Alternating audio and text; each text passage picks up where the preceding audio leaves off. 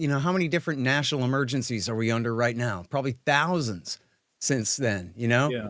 And so, during the days of W. Bush, and I think this is the real problem with at least some kind of spins on this thinking, is when September 11th happens, then Bush says, I can make the exception and legalize torture and order people to torture, when in fact, the law already did account for emergencies and torture and said, no, you can't torture, even in an emergency.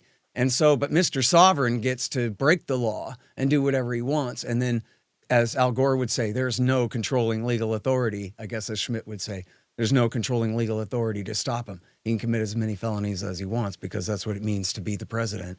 And so, and same thing for Barack Obama with his Terror Tuesdays and all of this stuff.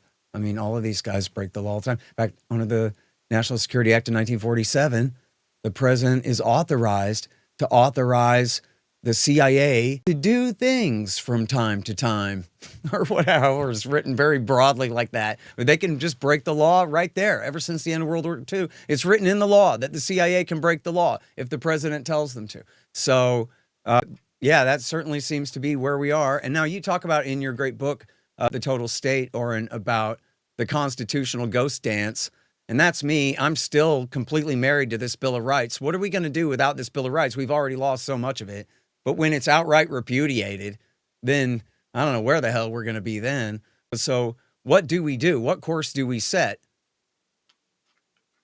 So this is what I've been trying to explain to everybody, libertarians included, though I think guys like you are a little closer to agreeing with this than obviously the people at Reason.